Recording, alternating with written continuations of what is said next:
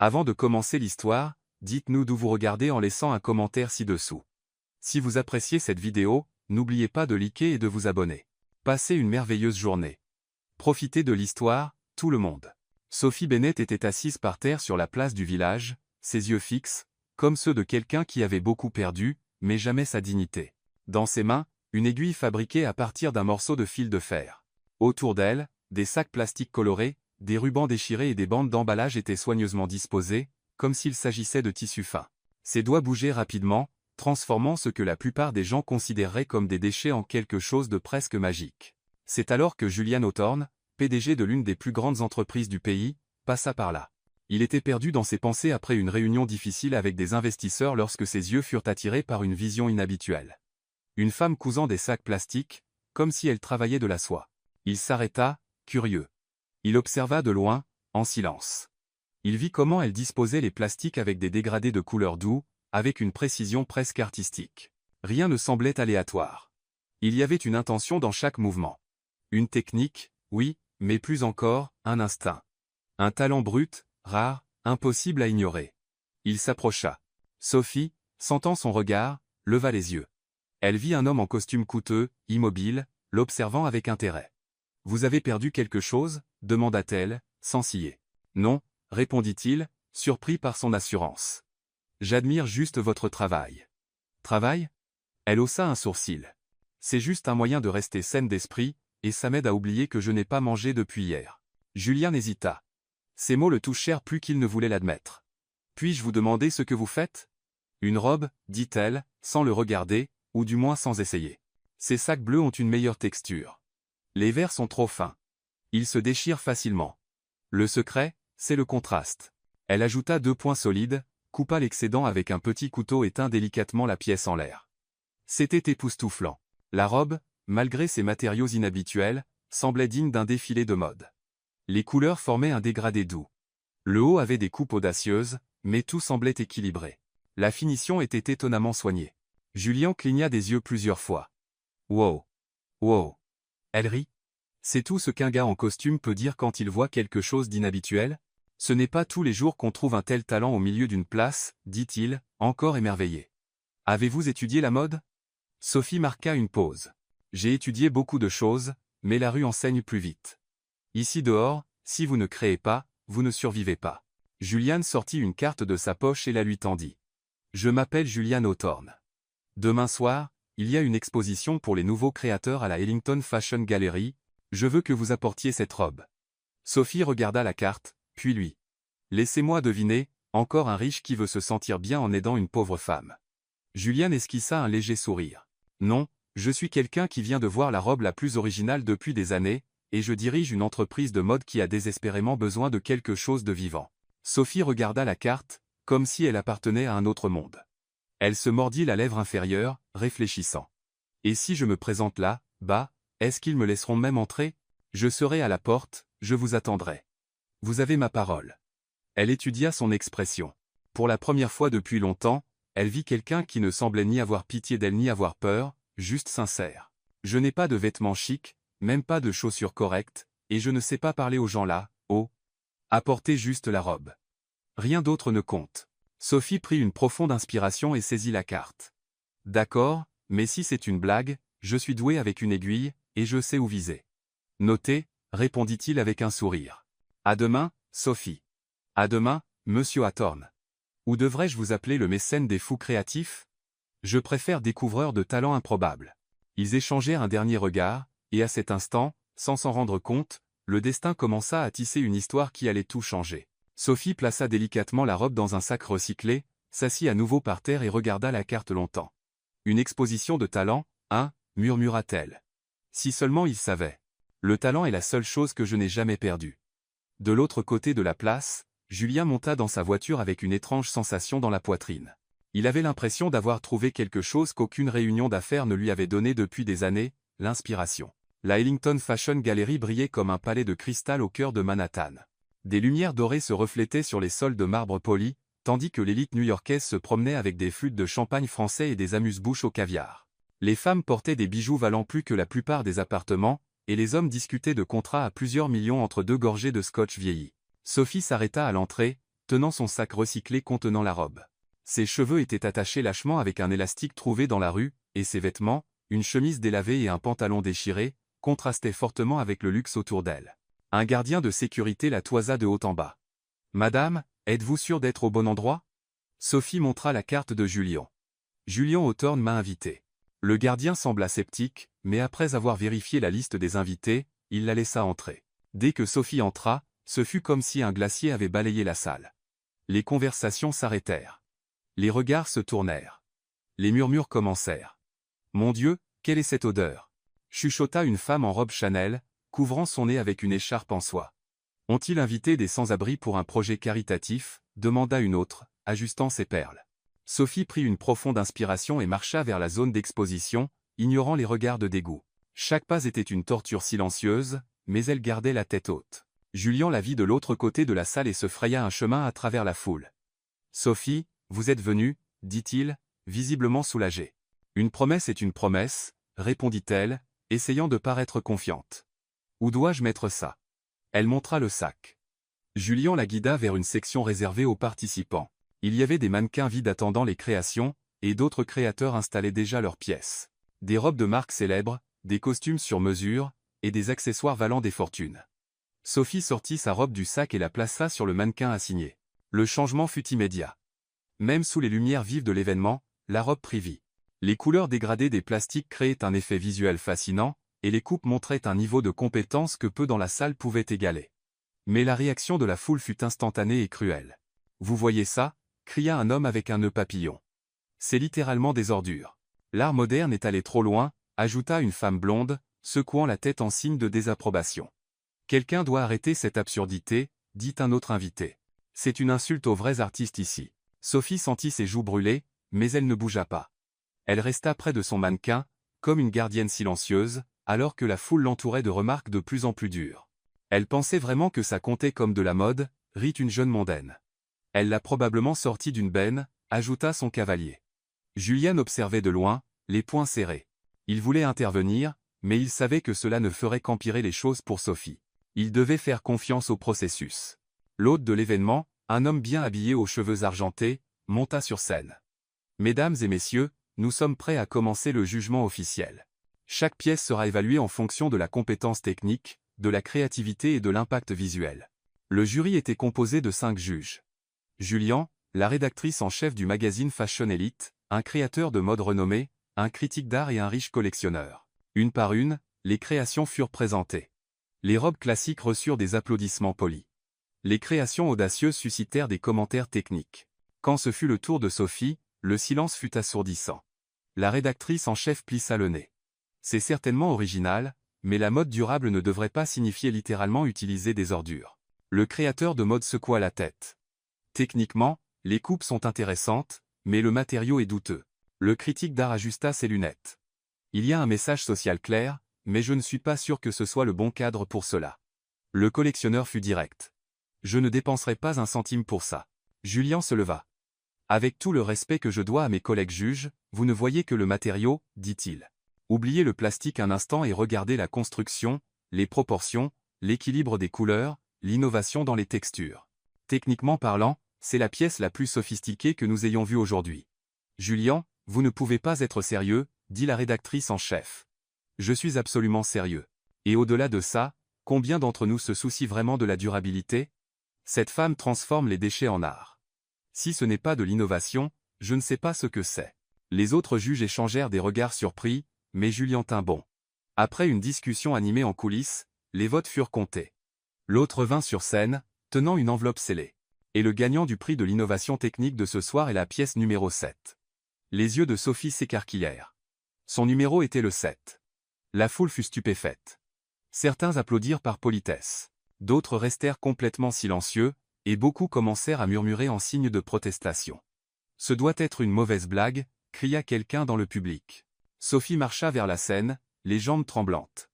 Le poids de centaines de regards sur elle était écrasant, mais elle atteignit l'hôte. Lorsqu'il lui tendit le trophée doré, Sophie tenta de parler, mais aucun mot ne sortit. Le monde commença à tourner. Elle avait complètement oublié qu'elle n'avait pas mangé depuis 3 jours. Ses jambes cédèrent. Le trophée glissa de ses mains et heurta la scène avec un bruit métallique fort. Sophie s'effondra devant 300 personnes. La salle plongea dans un silence total. Julienne bondit de sa place à la table des juges et se précipita sur scène, atteignant Sophie avant tout le monde. Il s'agenouilla à côté d'elle et la soutint. « Sophie, Sophie, peux-tu m'entendre » Elle murmura quelque chose qu'il ne comprit pas. Julienne remarqua à quel point elle était maigre, pâle et froide. « Quand as-tu mangé pour la dernière fois » demanda-t-il doucement. « Mardi, murmura-t-elle. Julien fit un rapide calcul mental. Mardi, et on était maintenant vendredi soir. 3 jours, demanda-t-il, stupéfait.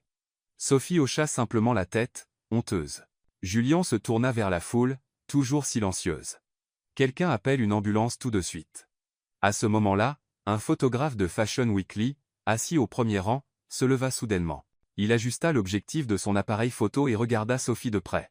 Ses yeux s'écarquillèrent. « Attendez une minute » murmura-t-il, sortant une vieille photo de son portefeuille. Il compara l'image au visage de Sophie.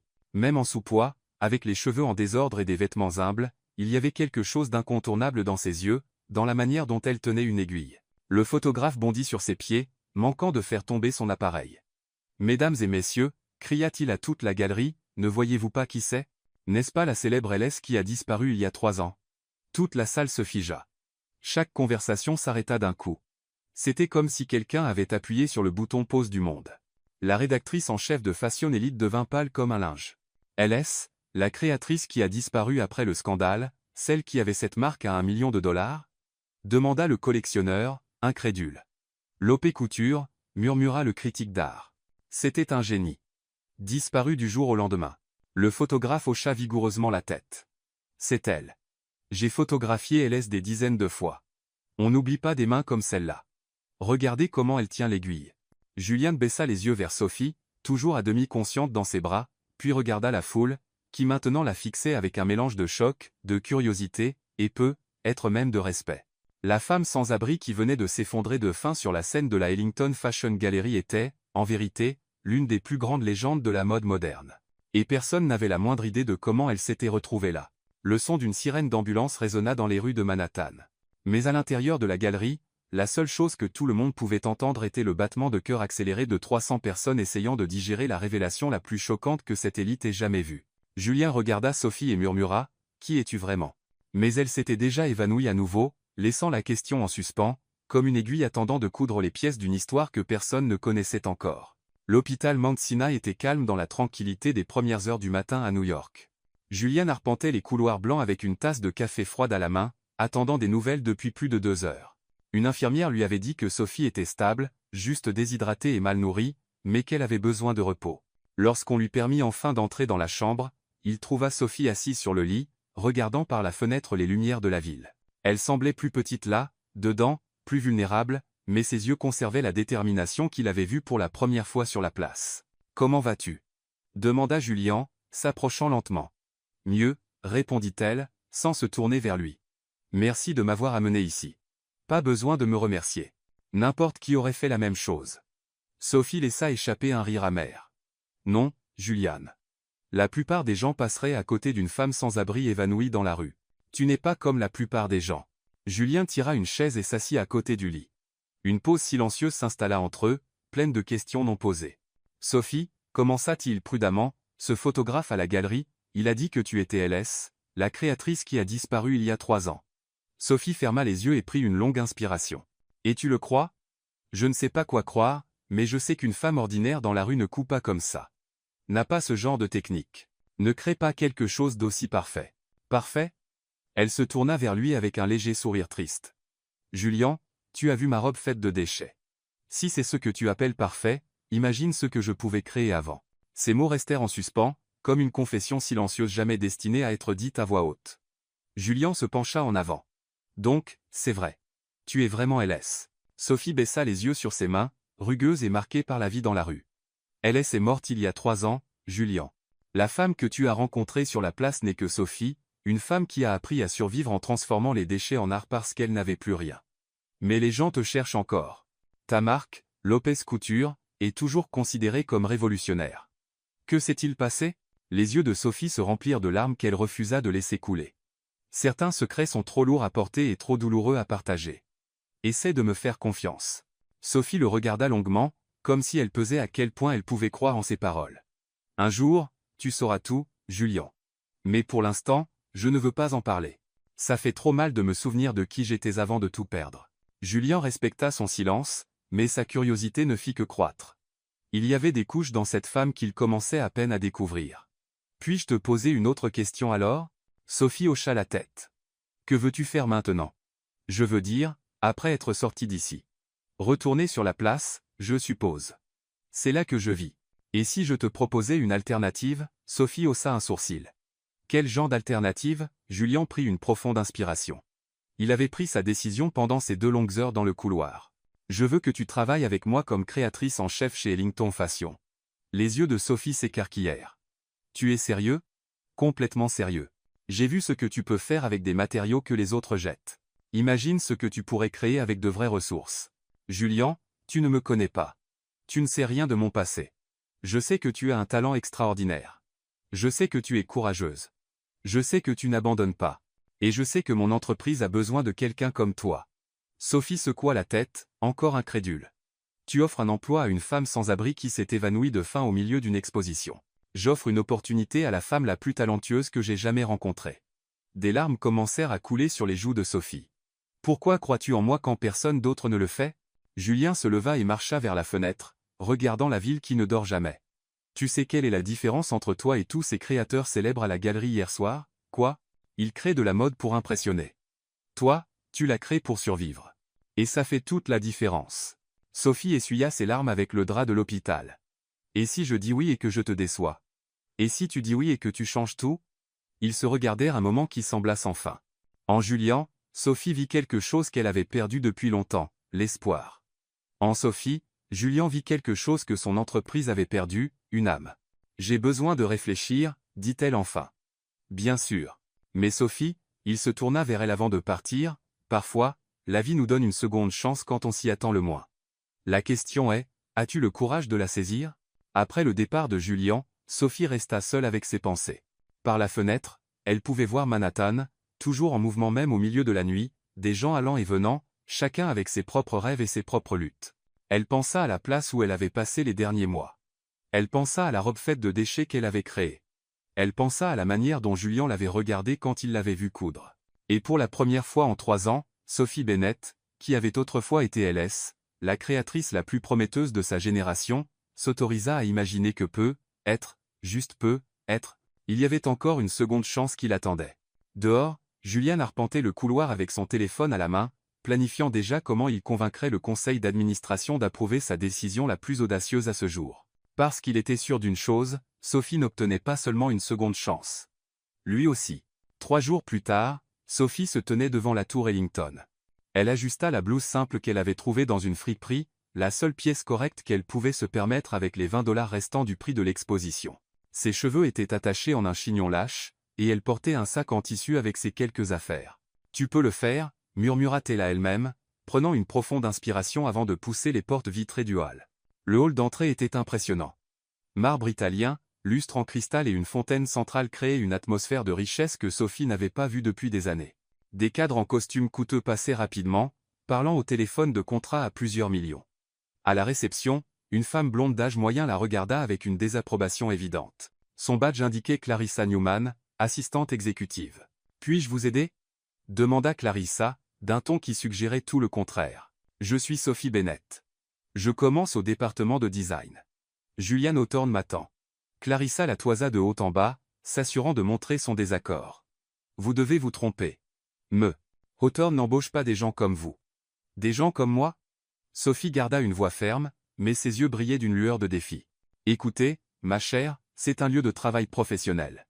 Vous cherchez peu, être le centre d'aide communautaire. C'est à 3 pâtés de maison. » À ce moment-là, Julian sortit de l'ascenseur et vit Sophie dans le hall. « Sophie, ravi de vous voir. » Il se tourna vers la réceptionniste. « Clarissa, voici notre nouvelle créatrice en chef. Veuillez lui préparer un badge d'accès complet. » L'expression de Clarissa changea instantanément en un sourire forcé. « Bien sûr, monsieur Hawthorne. Tout de suite. » Pendant qu'ils attendaient le badge, Sophie entendit des chuchotements venant de différentes directions. « C'est la femme sans abri qui a remporté le prix. J'ai entendu dire qu'elle coud avec des ordures. Tu penses qu'elle travaille gratuitement? Elle doit être habituée à ça. Julien remarqua l'inconfort de Sophie et la guida rapidement vers l'ascenseur. Ignorez-les.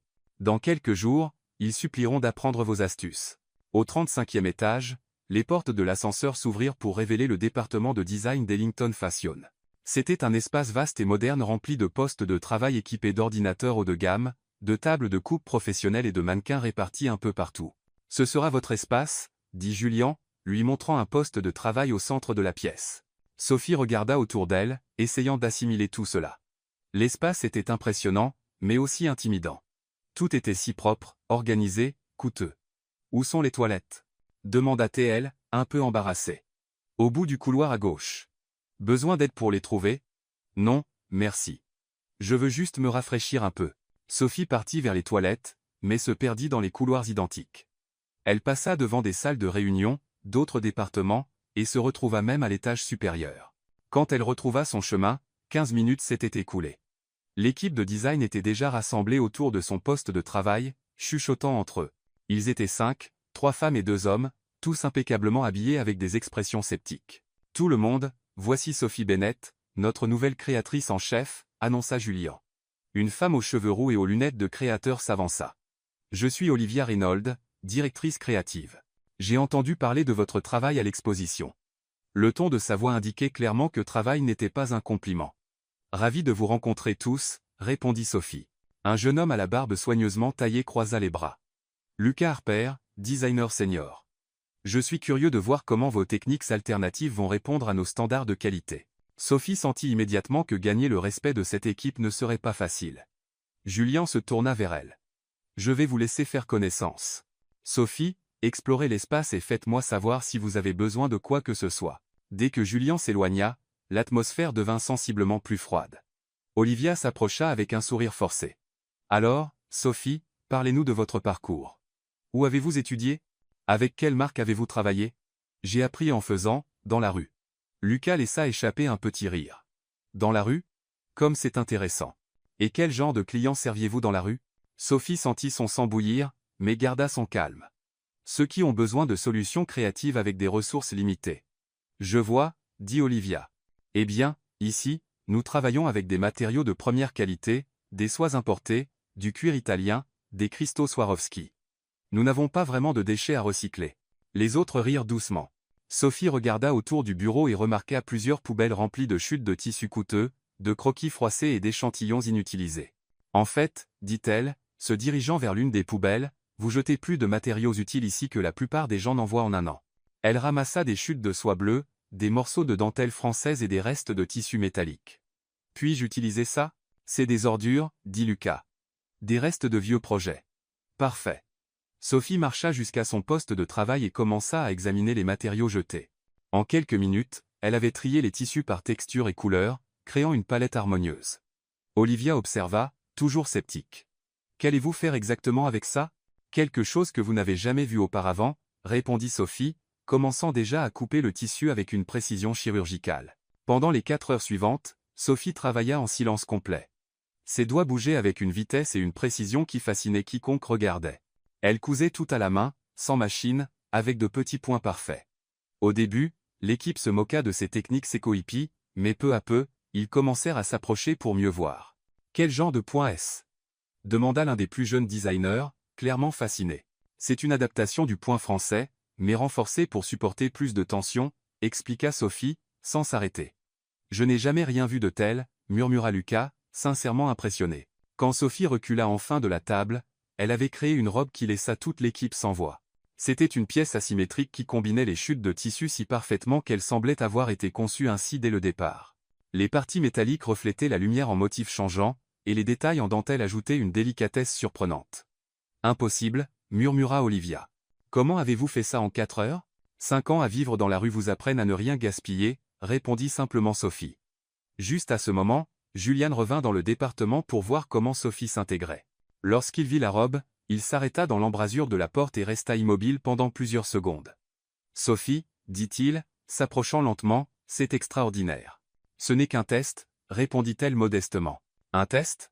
Vous avez fait plus en une journée que en un mois, » dit Julien, jetant un regard à l'équipe, qui resta silencieuse. Olivia tenta de protester. « Julien, c'est juste une pièce expérimentale. Olivia, c'est la pièce la plus innovante que j'ai vue sortir de ce département depuis des années, interrompit Julien. Et elle a été faite avec des restes. Sophie sentit ses joues rougir sous le compliment. Maintenant, je dois vous montrer notre système informatique, dit Julien. Venez avec moi. Il la conduisit à un ordinateur haut de gamme. Sophie regarda l'écran, comme s'il venait d'une autre planète. Je ne connais pas grand-chose aux ordinateurs, admit-elle. Ne vous inquiétez pas, c'est plus facile que ça en a l'air. Julien se plaça derrière elle, posant doucement ses mains sur les siennes sur le clavier. La proximité donna un frisson à Sophie, qui n'avait rien à voir avec la climatisation du bureau. D'abord, vous cliquez ici pour ouvrir le logiciel de design, dit-il, sa voix proche de son oreille. Sophie essaya de se concentrer sur les instructions, mais elle était intensément consciente de la chaleur de son corps derrière elle, du parfum subtil de son eau de Cologne, de la manière dont ses grandes mains guidaient doucement les siennes. Maintenant, vous pouvez dessiner directement sur l'écran, continua Julien, guidant ses doigts sur la souris. Lorsqu'il se pencha plus près pour lui montrer une fonctionnalité spécifique, leurs visages n'étaient qu'à quelques centimètres l'un de l'autre. Ils se regardèrent un moment qui sembla infini, et Sophie sentit son cœur s'accélérer. « Je crois que je commence à comprendre, » murmura-t-elle. « Vous apprenez très vite, » répondit-il, sans reculer. La tension entre eux était indéniable. Sophie pouvait sentir que Julien était tout aussi affecté par leur proximité qu'elle l'était. Un léger tout-sautement brisa le moment. Ils s'écartèrent rapidement. Olivia se tenait à côté du bureau, son expression indéchiffrable. « Julien, le conseil vous cherche, » dit-elle, d'un ton légèrement tranchant. Bien sûr, Julien se redressa. « Sophie, si vous avez besoin d'aide, Olivia peut vous guider. » Bien sûr, répondit Olivia, avec un sourire qui n'atteignait pas ses yeux. Après le départ de Julien, Sophie se retrouva seule avec l'équipe, mais l'atmosphère avait changé. La robe qu'elle avait créée était une preuve silencieuse de son talent, et le moment qu'elle avait partagé avec le patron n'était pas passé inaperçu. Sophie regarda par la fenêtre du 35e étage, voyant la ville s'étendre jusqu'à l'horizon. Pour la première fois en 3 ans, elle ressentit quelque chose qu'elle avait oublié, l'espoir, et quelque chose d'autre qu'elle n'osait nommer, mais qui réchauffait son cœur chaque fois qu'elle pensait aux yeux de Julien si proches des siens. Sur le toit d'un gratte-ciel dans l'Upper East Side, Cassandra Sterling sirotait du champagne français lorsque son attention fut attirée par un reportage télévisé. L'écran montrait Sophie recevant le prix à la Ellington Fashion Gallery, avec la légende, une créatrice mystérieuse conquiert l'élite new-yorkaise avec une mode durable. Cassandra faillit laisser tomber son verre. « Impossible », murmura-t-elle, augmentant le volume. Le journaliste continua. La gagnante, identifiée uniquement comme Sophie Bennett, a créé une sensation avec une robe entièrement faite de matériaux recyclés. Certains présents spéculent qu'elle pourrait être la légendaire LS qui a disparu mystérieusement il y a 3 ans. Cassandra sentit son sang bouillir. C'était Sophie Bennett, son ancienne meilleure amie, son ex-partenaire, la femme dont elle avait soigneusement détruit la vie, de retour dans le monde que Cassandra dominait maintenant. Elle marcha jusqu'à son bureau en acajou et décrocha le téléphone, composant rapidement. « Lucas, c'est Cassandra Sterling. J'ai besoin que vous publiiez un article urgent. »« Oui, sur Sophie Bennett. Elle est de retour. » Dans les jours suivants, Cassandra appela tous les journalistes influents qu'elle connaissait, tous les rédacteurs de magazines de mode, tous les blogueurs crédibles. « Sophie Bennett est une criminelle en fuite, » dit-elle, d'une voix douce mais venimeuse. « Bien sûr, elle se cache sous une fausse identité. Cette femme a de graves problèmes mentaux. Vous avez vu où elle vivait? Dans la rue. Elle est manifestement instable. » Dans les 48 heures, les premiers titres commencèrent à apparaître en ligne. Une créatrice fugitive se cache en tant que femme sans abri à New York. LS ou une imposteur? La vérité sur la femme qui a trompé l'élite. Une source fiable révèle que Sophie Bennett souffre d'un grave trouble mental. À la tour Ellington, Julian était dans son bureau lorsque sa secrétaire, Clarissa, entra, visiblement nerveuse. « Monsieur Hawthorne, nous avons un problème. Des clients appellent pour annuler leur commande. » Annuler? Pourquoi? À cause de la nouvelle employée, Sophie Bennett. Ils disent qu'elle est, eh bien, une criminelle. Julian fronça les sourcils. De quoi parlez-vous? Clarissa lui tendit une tablette avec plusieurs articles ouverts. C'est partout sur les sites de potins de mode. Ils disent qu'elle est Sophie Bennett, une créatrice qui a disparu il y a 3 ans après un scandale de blanchiment d'argent. Julien parcourut rapidement les articles, sentant un mélange de choc et de colère monter dans sa poitrine. Où est Sophie maintenant? Au département de design, monsieur. Julien descendit au 35e étage avec des pas déterminés. Il trouva Sophie travaillant tranquillement sur une nouvelle pièce, apparemment inconsciente de la tempête qui se préparait autour d'elle. L'équipe de design chuchotait de l'autre côté de la pièce, jetant des regards curieux dans sa direction. « Sophie, j'ai besoin de vous parler en privé. » Elle leva les yeux et vit immédiatement la tension sur son visage. « Quelque chose ne va pas ?» Julien la conduisit dans son bureau privé et ferma la porte. « Sophie, j'ai besoin de la vérité. Toute la vérité, maintenant. » Elle s'assit lentement sur la chaise en face de son bureau. « À propos de quoi ?» Julien ouvrit la tablette et lui montra les articles. « À propos de ça, de qui vous êtes vraiment, de ce qui s'est passé il y a 3 ans. » Sophie regarda les titres, et son visage devint pâle. Sa main commença à trembler légèrement. « Je savais que ce jour viendrait, » dit-elle doucement. « Est-ce vrai? Êtes-vous vraiment Sophie Bennett ?»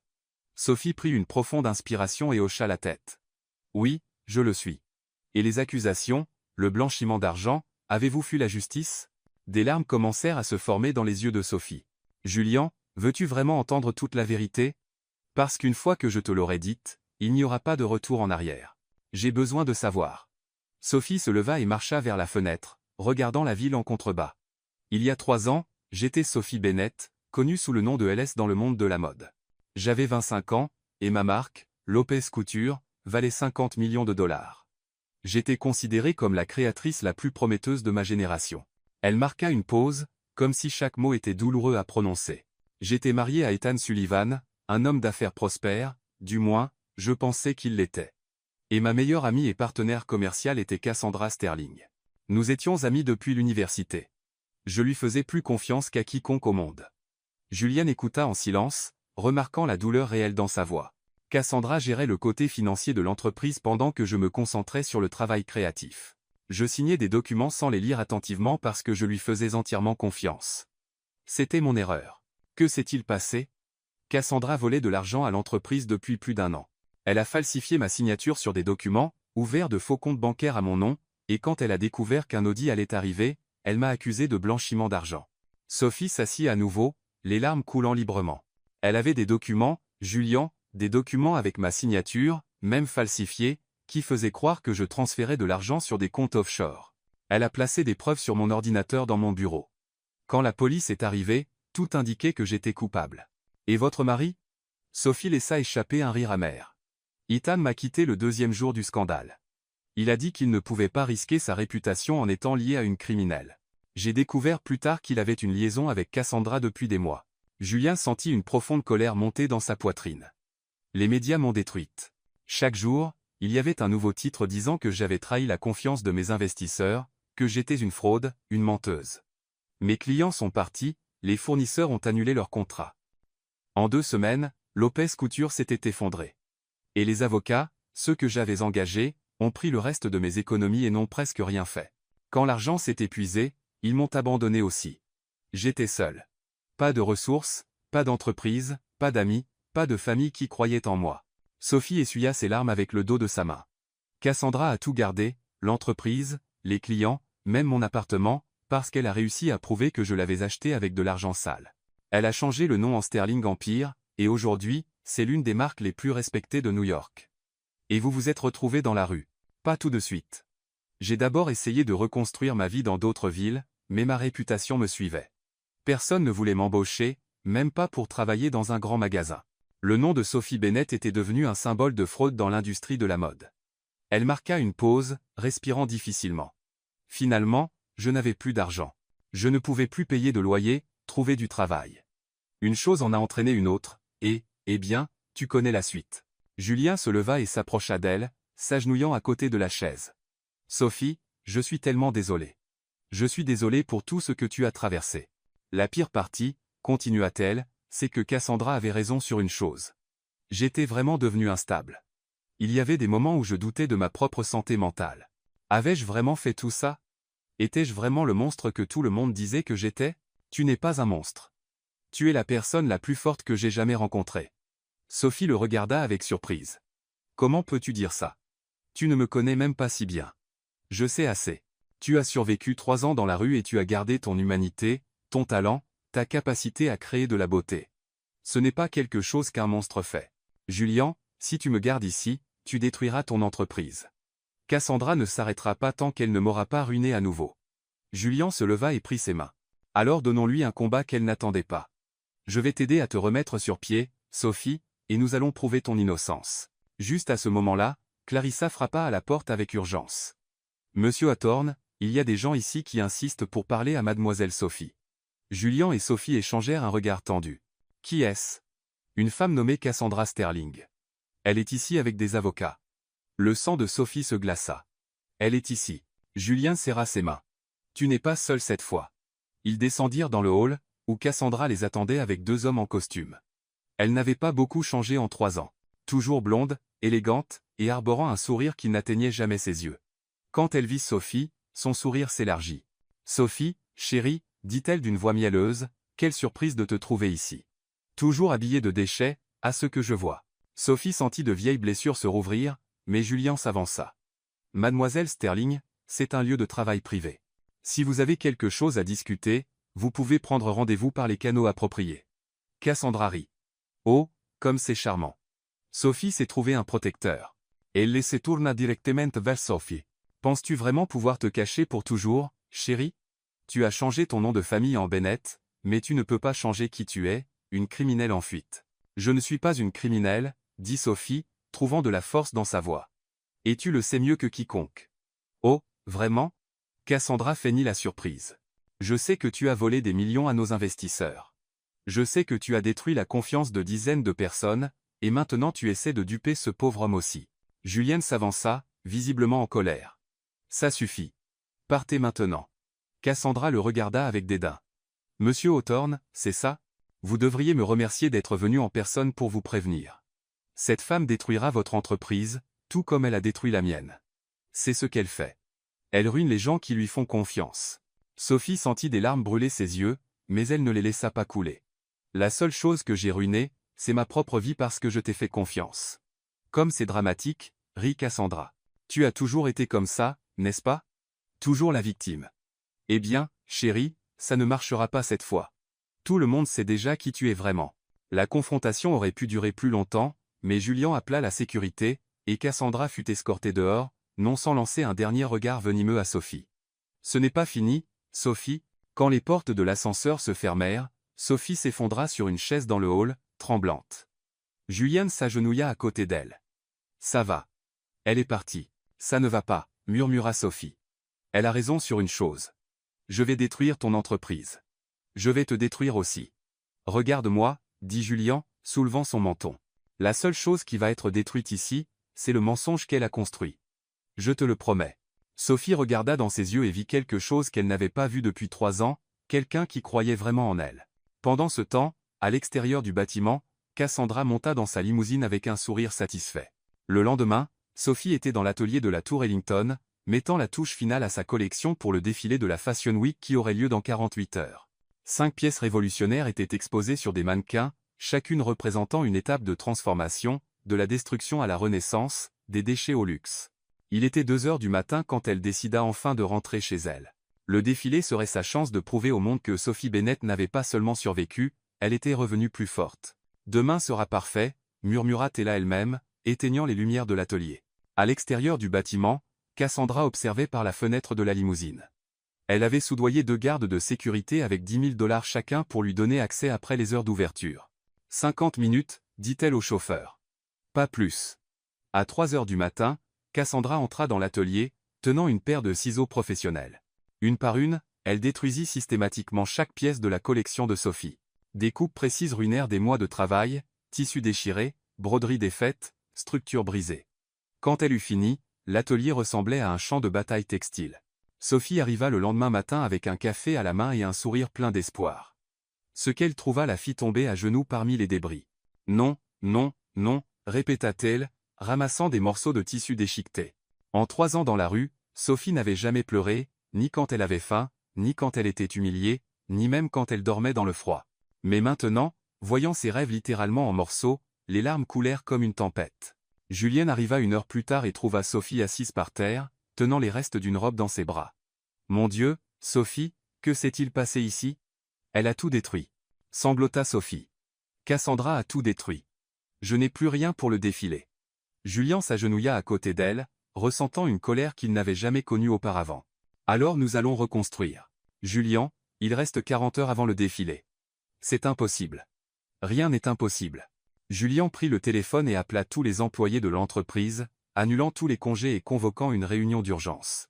En 1 heure, tout le département de design était dans l'atelier, avec des assistants, des stagiaires, et même des membres du personnel de ménage. Tout le monde, annonça Julian, nous allons aider Sophie à créer la collection la plus incroyable que New York ait jamais vue en 36 heures. Olivia, qui était devenue une alliée réticente, s'avança. Que devons-nous faire? Sophie essuya ses larmes et se leva. Nous avons besoin de déchets. Beaucoup de déchets. Plastique, tissus jetés, tout ce que nous pouvons transformer. Lucari. Vous voulez qu'on parcourt la ville à la recherche d'ordures? Exactement. Et ainsi commença l'opération la plus inhabituelle de l'histoire de la mode new-yorkaise.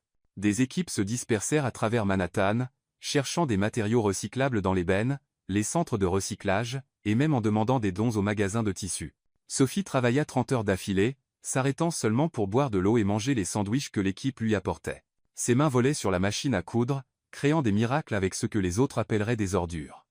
Les sacs plastiques colorés se transformèrent en tuiles éthérées.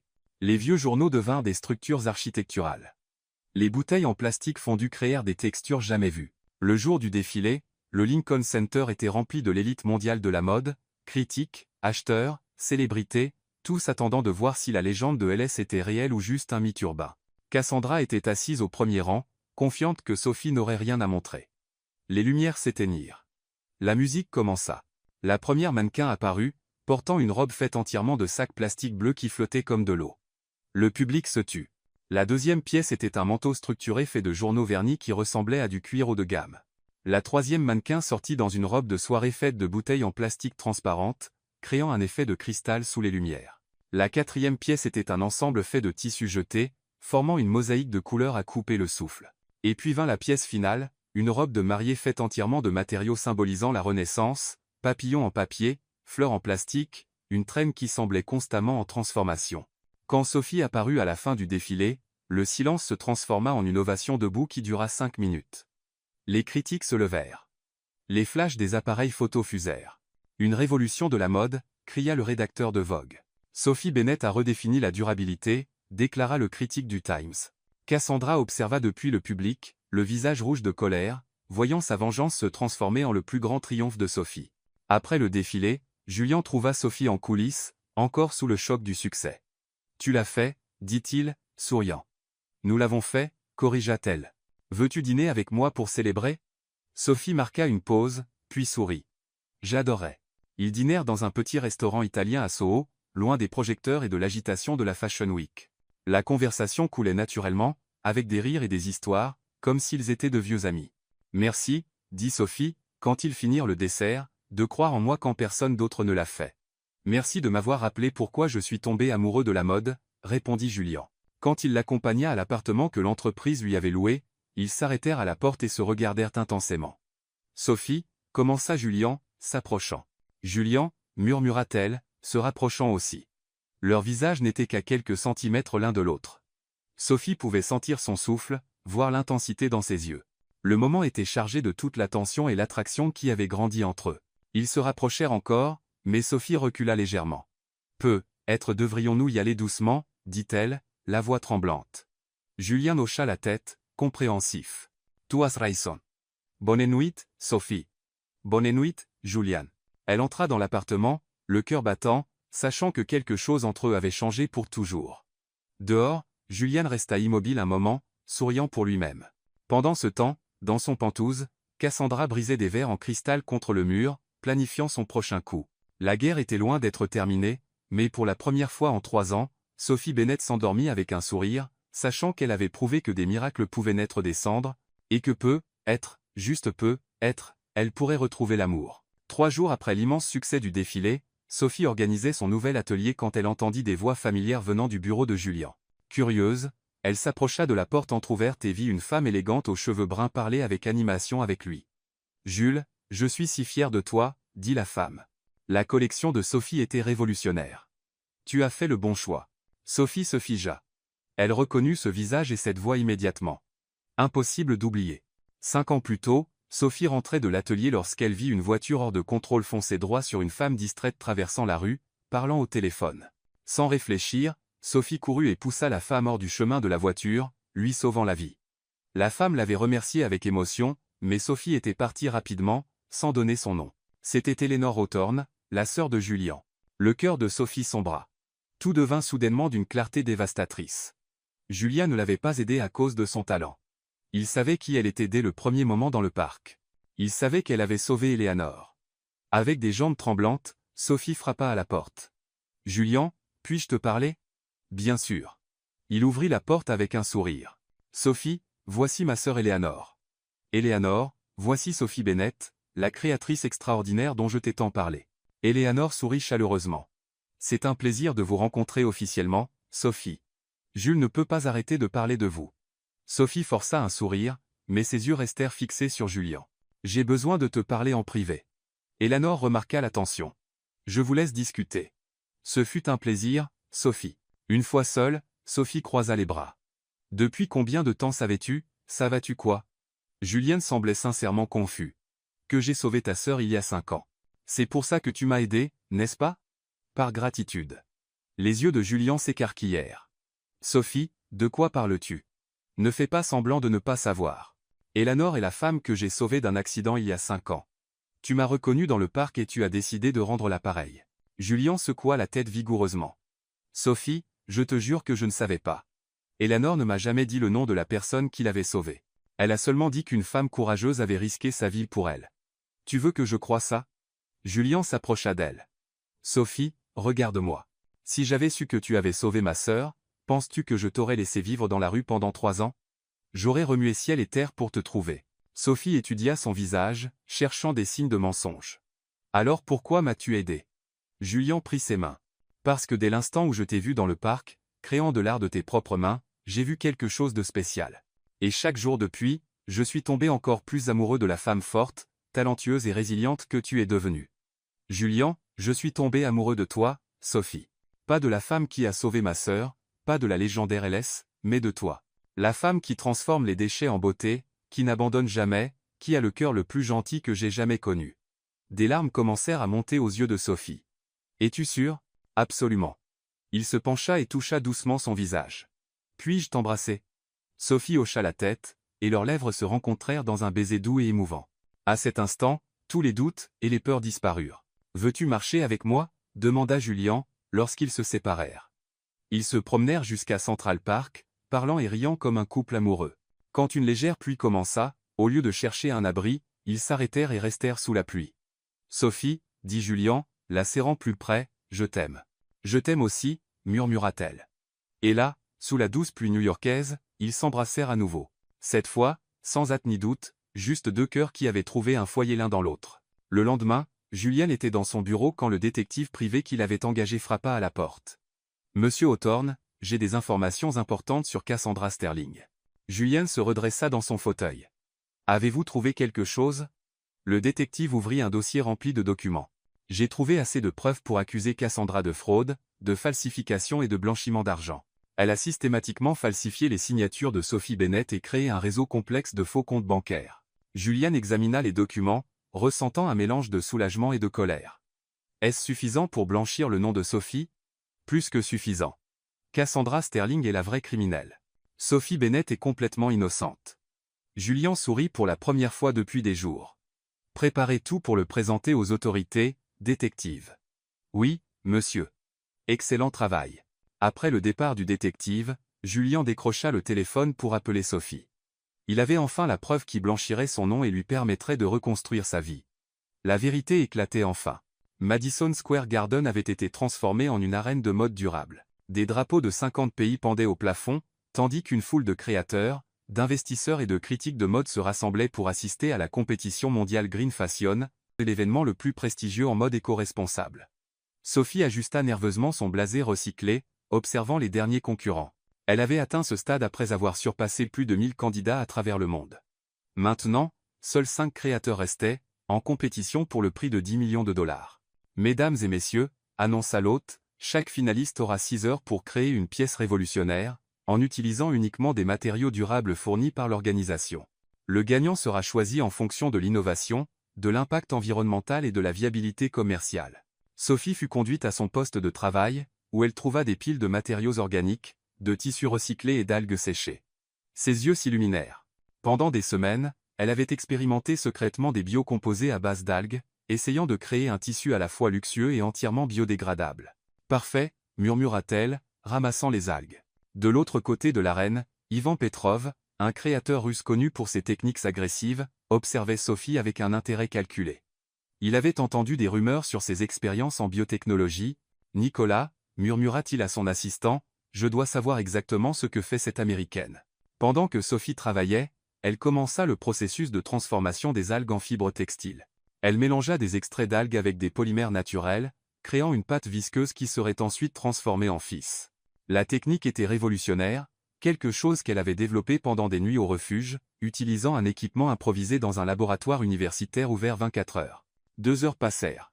Sophie était si concentrée qu'elle ne remarqua pas Nikolai s'approcher furtivement de son poste de travail avec une petite caméra cachée, photographiant ses formules et ses notes. Technique intéressante, commenta Méline, la créatrice chinoise à l'espace voisin.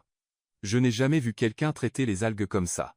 C'est une expérience, répondit modestement Sophie, ne voulant pas révéler des années de recherche. Mais Ivan en avait assez entendu. Il retourna rapidement à son poste et commença à reproduire le processus de Sophie, utilisant les photos prises par Nicolas. À la 3e heure, Sophie remarqua qu'Ivan utilisait une technique étrangement similaire à la sienne. « Julien », murmura-t-elle, lorsqu'il passa pendant une inspection des juges, « je pense que quelqu'un copie mon travail. » Julien observa en silence et vit Ivan manipuler les algues de la même manière que Sophie. « As-tu des preuves ? Ma formule est protégée par un brevet provisoire.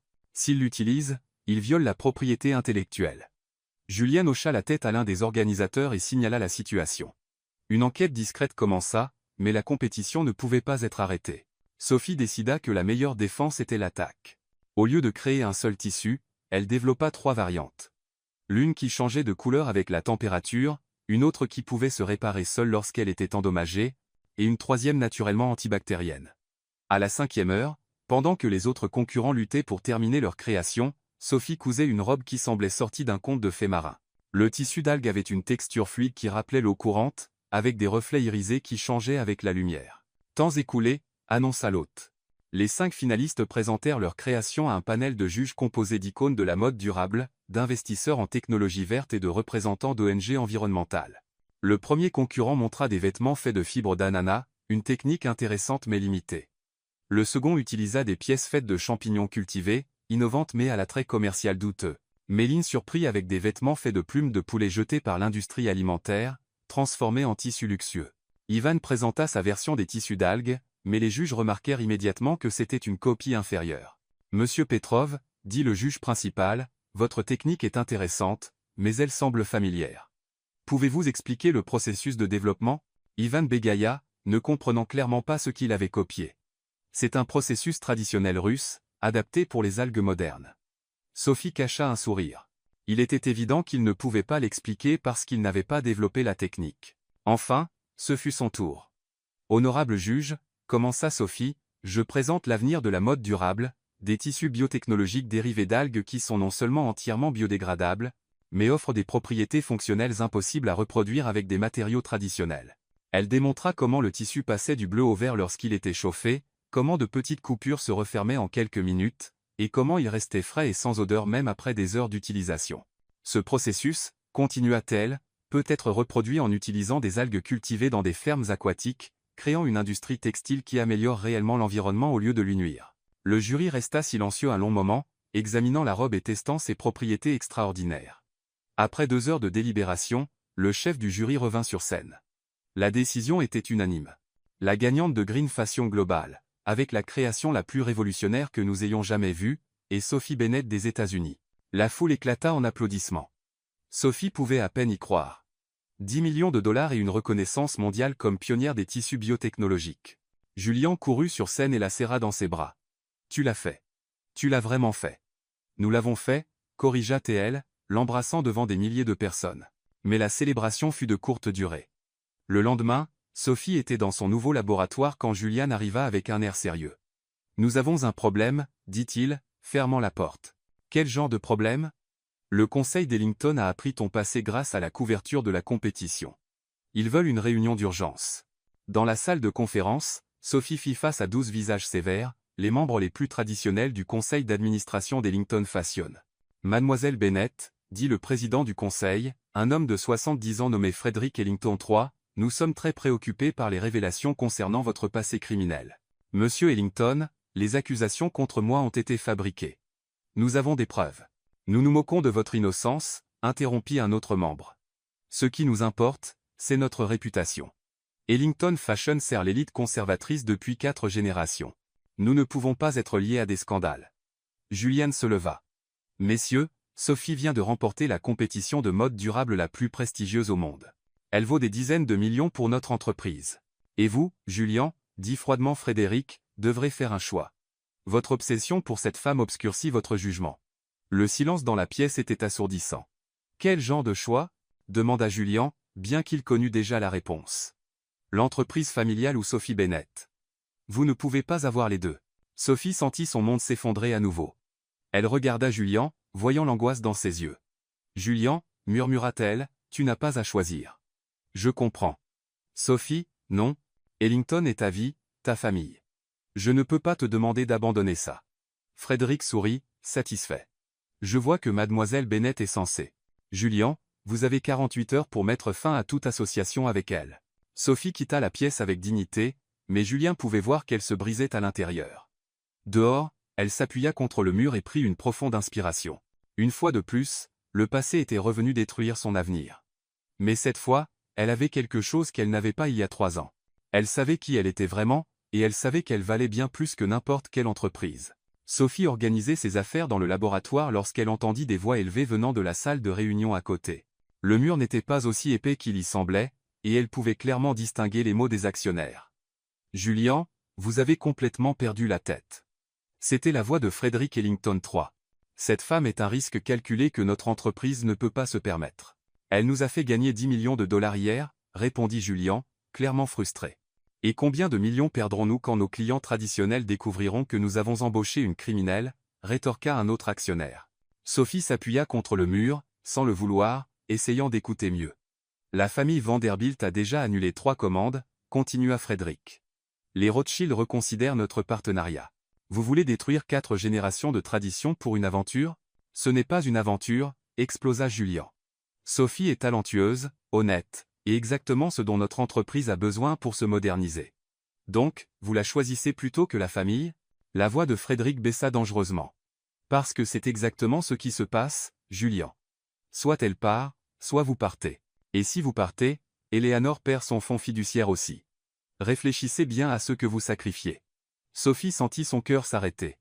Julian avait une sœur à protéger, des responsabilités familiales. Elle n'aurait jamais dû le laisser s'impliquer dans ses problèmes. Quand le silence s'étira pendant de longues secondes dans la salle de réunion, Sophie sut que Julian envisageait l'offre. « J'ai besoin de temps pour réfléchir, dit-il enfin. Sophie s'éloigna du mur, le cœur brisé. Le temps de réfléchir signifiait qu'il envisageait sérieusement de choisir l'entreprise. Elle se précipita dans le couloir, essayant d'atteindre l'ascenseur sans être vue, mais elle heurta Frédéric Ellington III, qui sortait de la réunion avec un air satisfait. « Ah, mademoiselle Bennett en personne, dit-il, avec un sourire cruel. Vous venez de m'épargner un appel téléphonique. Monsieur Ellington, Sophie tenta de le contourner. Pas si vite, il bloqua son chemin. Je veux que vous compreniez une chose. Les gens comme vous n'ont pas leur place dans notre monde. Vous pouvez gagner tous les prix que vous voulez, mais vous serez toujours des ordures essayant de passer pour de l'or. Sophie s'arrêta et le regarda droit dans les yeux. Vous avez raison, dit-elle, d'une voix calme et polie. Je n'ai vraiment pas ma place dans votre monde. Heureusement, Frédéric fronça les sourcils, ne s'attendant pas à cette réponse.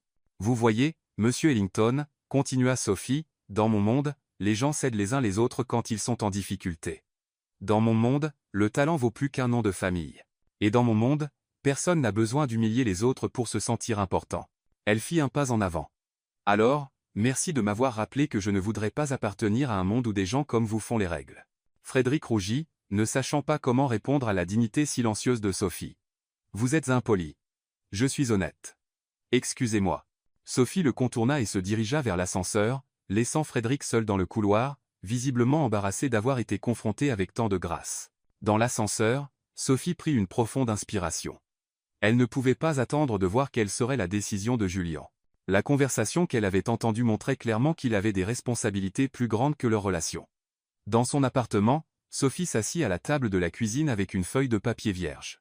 Après quelques longues minutes, elle commença à écrire. « Julian, Merci de m'avoir rappelé que je n'ai pas ma place dans ton monde. Tu avais raison depuis le début. Nous venons de mondes différents, et j'ai été naïf de penser que cela n'aurait pas d'importance. Je ne veux pas que tu sacrifies ta famille et ton entreprise pour moi.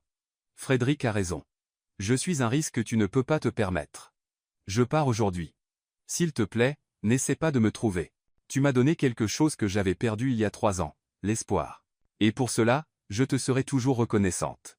Sois heureux, Julien. Tu mérites quelqu'un qui puisse être à tes côtés sans apporter de complications. Pour toujours reconnaissante, Sophie. Elle plia soigneusement la lettre et la laissa sur la table. Puis elle prit sa seule valise et commença à emballer ses quelques affaires.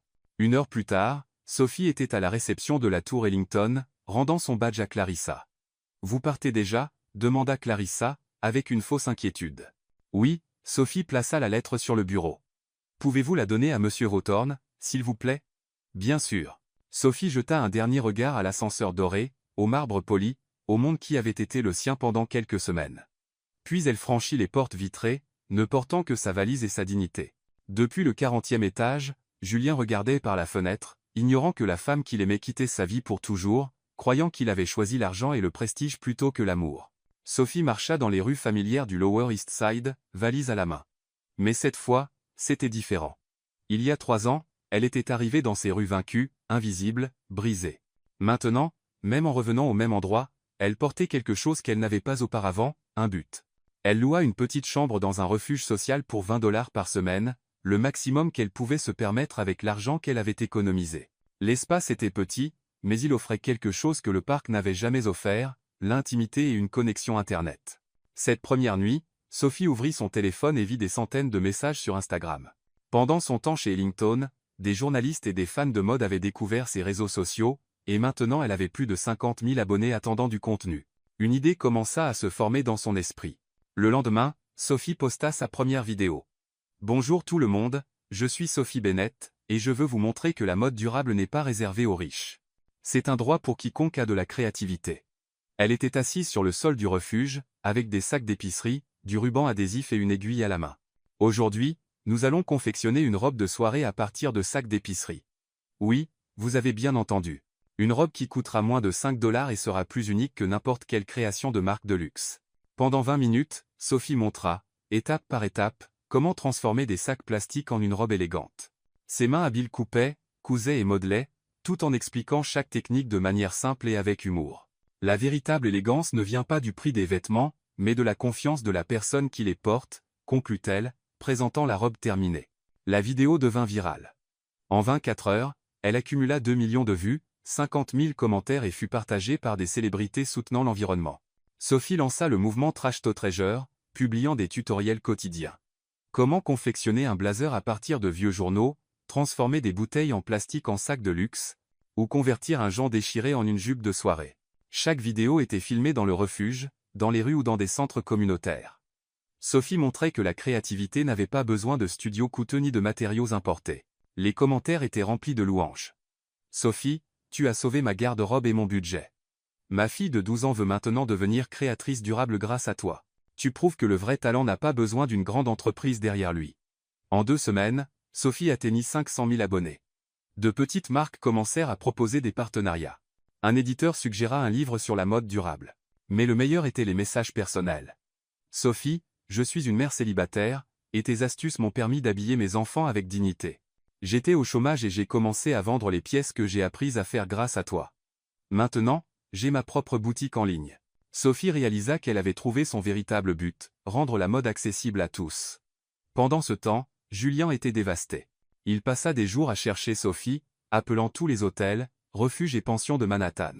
Lorsqu'il apprit enfin l'existence de la lettre que Clarissa avait oublié de lui remettre pendant 2 jours, il était trop tard. Il lut les mots de Sophie, le cœur brisé. « Merci de m'avoir rappelé que je n'ai pas ma place dans ton monde. » Elle n'a pas compris, murmura-t-il. Je n'ai jamais choisi l'entreprise. J'avais prévu de partir. Julien courut à Washington Square Park, là où tout avait commencé. Mais Sophie n'y était pas.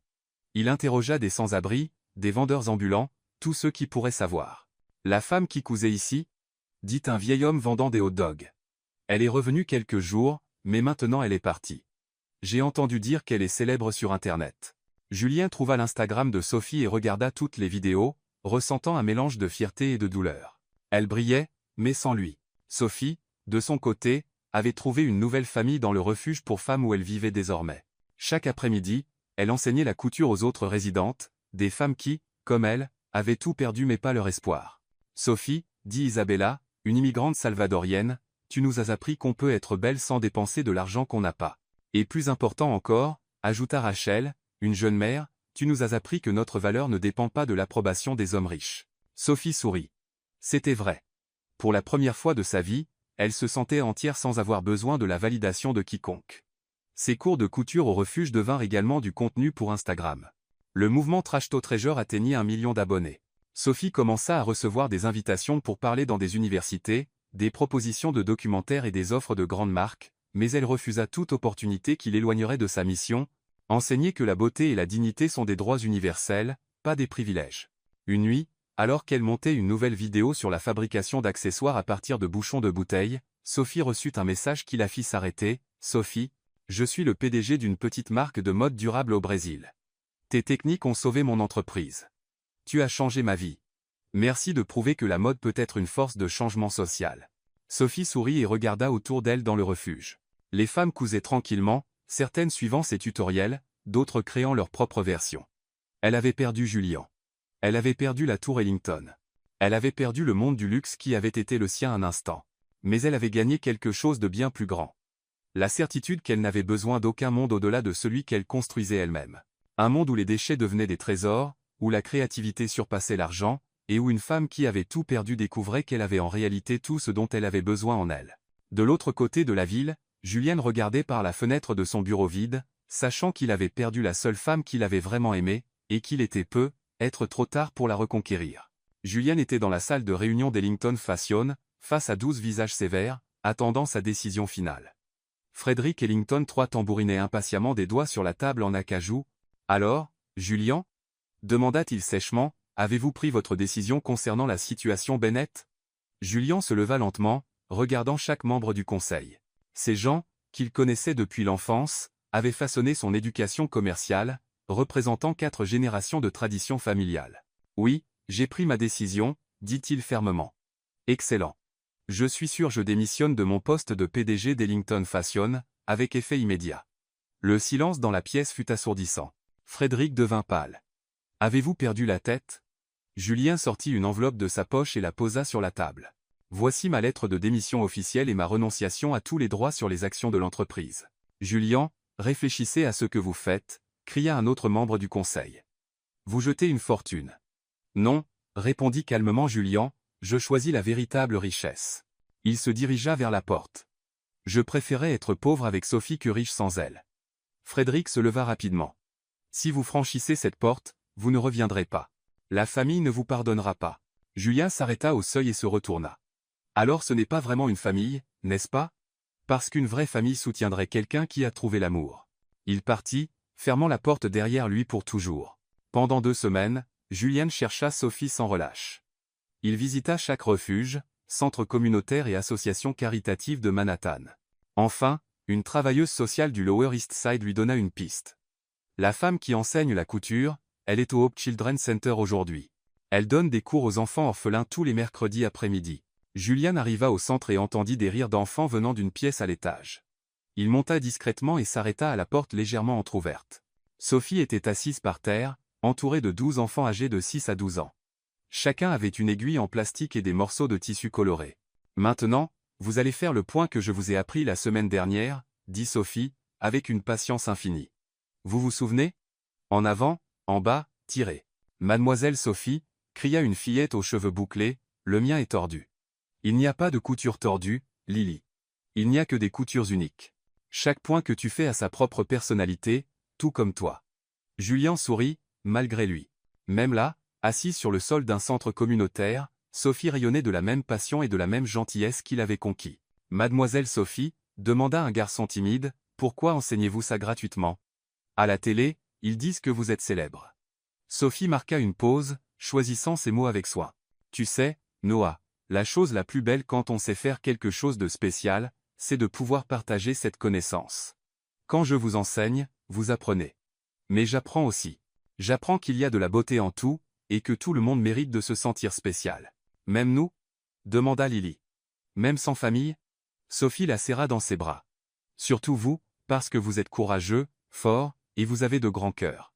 Et maintenant, vous saurez aussi faire de belles choses avec vos propres mains. Julian sentit des larmes monter à ses yeux. Là était la femme qu'il aimait, changeant la vie d'enfant oublié par la société. Quand le cours se termina et que les enfants coururent pour l'heure du goûter, Julian entra dans la pièce. « Sophie, dit-il, s'approchant lentement.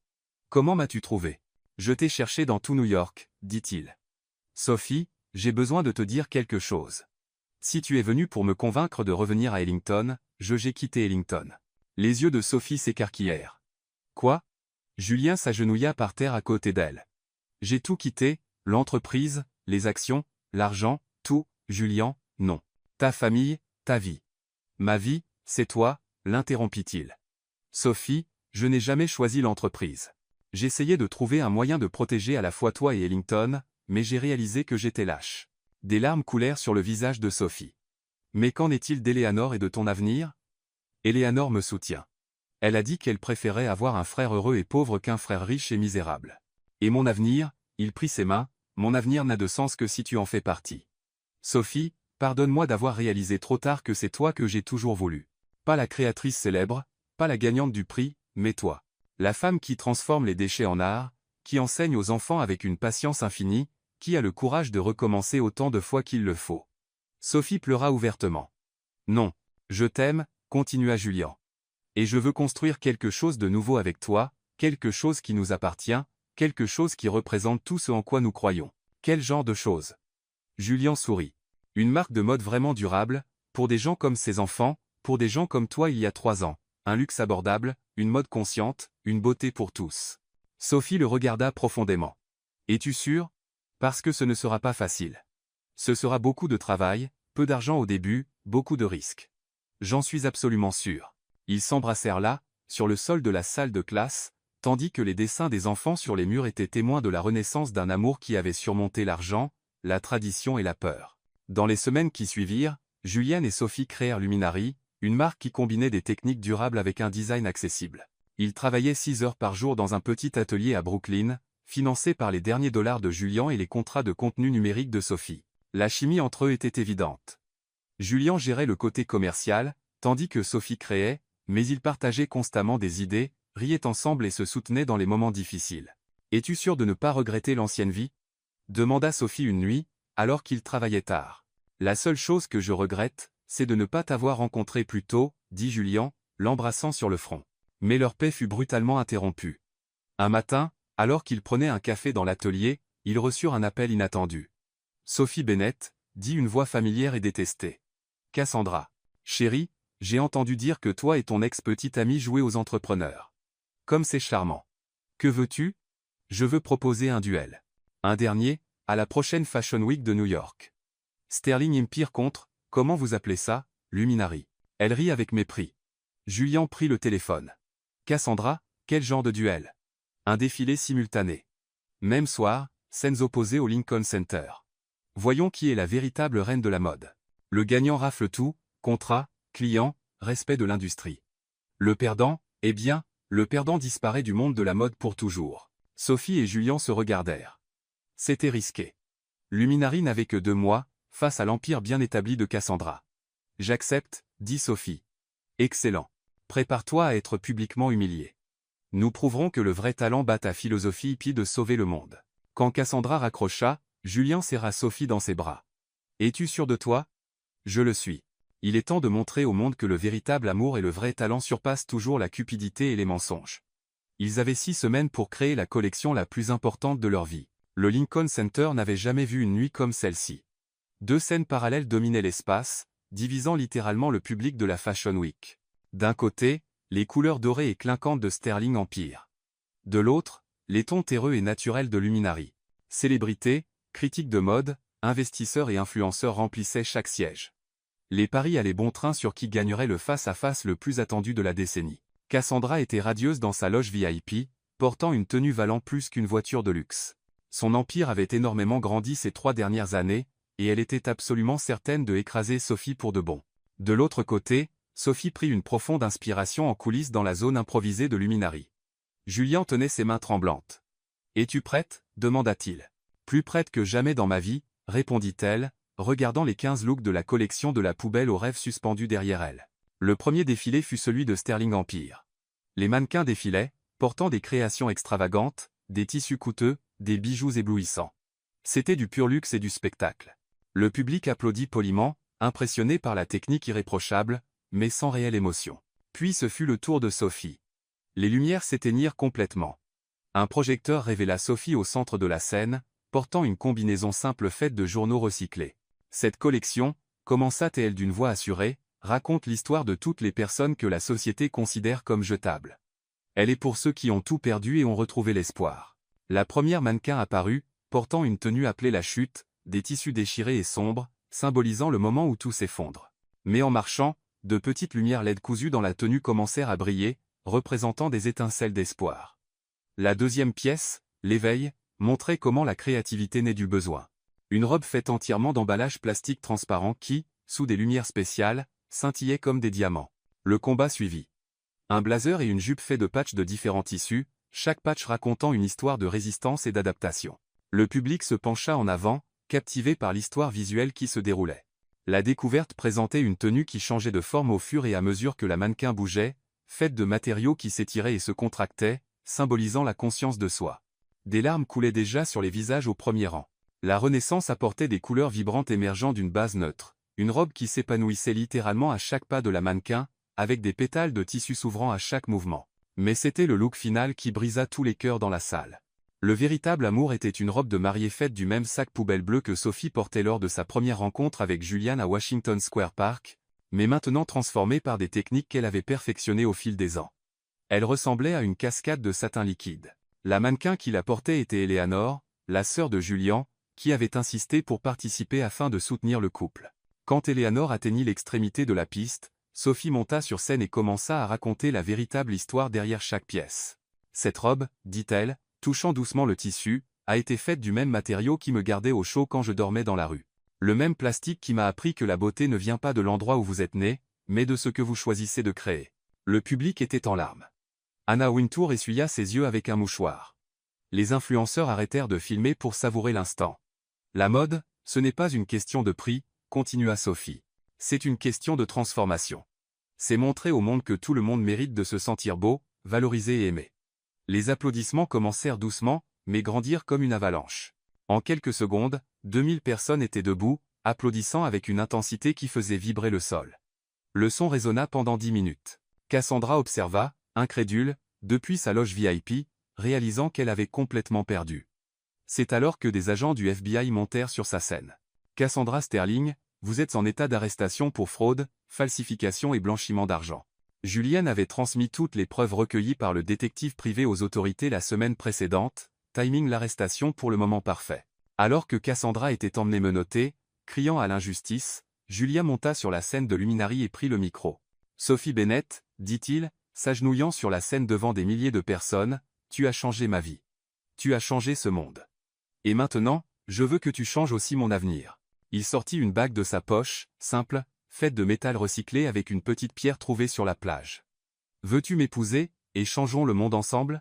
Sophie couvrit son visage de ses mains, sanglotant de joie. « Oui, 1000 fois oui. » Leur baiser fut capturé par des centaines de caméras et devint l'une des images les plus virales de l'histoire de la mode. 2 ans plus tard, Central Park était décoré de fleurs sauvages et de tissus durables pour le mariage le plus attendu de New York. Sophie marcha dans l'allée improvisée sur l'herbe. Portant une robe faite entièrement de matériaux recyclés donnés par ses millions d'abonnés à travers le monde. Luminary était devenu un empire d'1 milliard de dollars, mais conservait ses valeurs. Chaque pièce vendue finançait des projets sociaux, et Sophie continuait d'enseigner la couture dans des communautés défavorisées. Maintenant enceinte de 6 mois, elle était dans son nouvel atelier, enseignant à un groupe d'adolescents d'un refuge local. « Mademoiselle Sophie, » demanda une fille de 16 ans, « est-ce vrai que vous étiez sans abri ?» Sophie sourit, touchant doucement son ventre où grandissait son premier enfant. « Oui, Amélia, c'est vrai. Et sais-tu ce que j'ai appris? Peu importe où tu es aujourd'hui. Ce qui compte, c'est où tu choisis d'aller demain. » Elle regarda par la fenêtre et vit Julian parler avec des investisseurs à propos de l'expansion de Luminary en Afrique. « De sans-abri à impératrice de la mode, » murmura-t-elle pour elle-même. « La vie s'apprend toujours. » Et tout en enseignant aux adolescents comment transformer des boîtes en carton en sacs élégants, Sophie Bennett Hawthorne sourit, sachant que son plus grand chef-d'œuvre n'était pas sur les podiums. C'était dans les vies qu'elle avait touchées, les gens qu'elle avait inspirés, et l'amour qu'elle avait trouvé quand elle s'y attendait le moins.